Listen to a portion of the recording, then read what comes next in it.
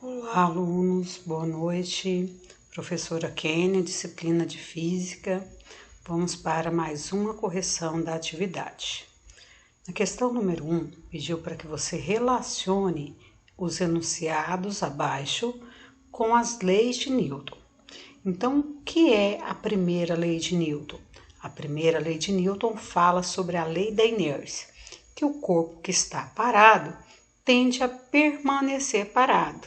Mas se ele estiver em movimento, a tendência dele é continuar em movimento. A segunda lei fala que a força ela é proporcional à massa do corpo e à aceleração que ele adquire. Então, se eu multiplicar a massa pela aceleração, eu tenho aí o valor da força. E a terceira lei fala sobre ação e reação, que toda vez que eu aplico uma ação sobre um corpo, esse corpo aplica uma reação sobre mim. E essa força ela tem a mesma intensidade, só que aplicada em corpos diferentes. Eu aplico sobre um corpo, esse corpo aplica sobre mim. Isso é ação e reação. Então, o que nós temos na primeira frase é o seguinte: determina que a força resultante, então o resultado da força, é igual ao produto. O que é produto? É a multiplicação da massa pela aceleração. Então, produto significa multiplicação. Então, eu vou colocar aqui a segunda lei de Newton. Enuncia que toda ação existe uma reação. Para toda ação existe uma reação de mesma intensidade, mesma direção, só que em sentido oposto. Então, eu bato, eu apanho. Alguma coisa cai, o chão faz uma força contrária para cima. Isso é par de ação e reação. Indica que o corpo tende a permanecer em seu estado de repouso ou no seu estado de movimento retilíneo uniforme, a menos que uma força resultante passe a atuar sobre ele. Então, se o corpo está parado, a tendência dele é permanecer parado. Se ele está em movimento, a tendência dele é continuar em movimento. Então, aqui é a primeira lei de Newton. Questão número 2. Calcule a força resultante que age sobre um bloco de 50 kg de massa, que adquire uma aceleração de 10 metros por segundo ao quadrado.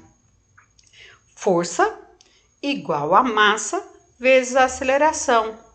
A massa do corpo é 50, a aceleração dele é 10, então 50 vezes 10 vai dar 500 newtons.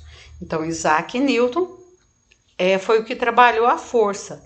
Então, desenvolveu as leis e por isso ele é medido em Newton. Nessa tirinha, nós temos o seguinte, que o motorista estava dirigindo, o motorista estava de cinto, mas o amiguinho aqui, ele estava sem cinto e dormindo.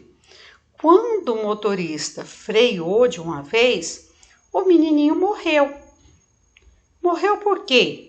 Você morreu por quê? De inércia. Então, ele morreu porque a tendência dele foi continuar em movimento.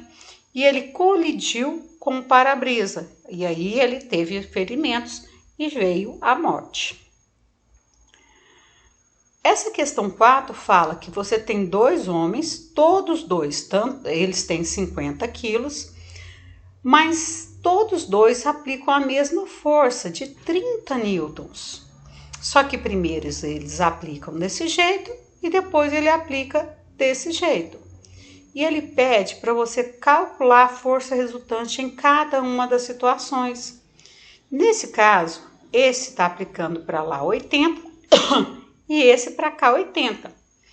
Então, um está contra o outro. Então, se um está contra o outro, eu vou diminuir. E 80 menos 80 dá 0. Nesse aqui, eu tenho os dois aplicando a força para o mesmo lado.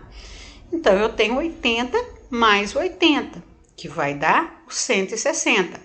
Isso foi força resultante, tá? Força resultante é o resultado das forças. Se elas estiverem opostas, você diminui. Se elas estiverem para o mesmo lado, você soma. Qual deve ser a força aplicada sobre um corpo de 30 quilos para que esse se desloque com aceleração de 3 metros por segundo ao quadrado? Força igual a massa vezes a aceleração. Força igual a massa, que é 30, a aceleração, que é 3, e 30 vezes 3 vai dar 90 newtons.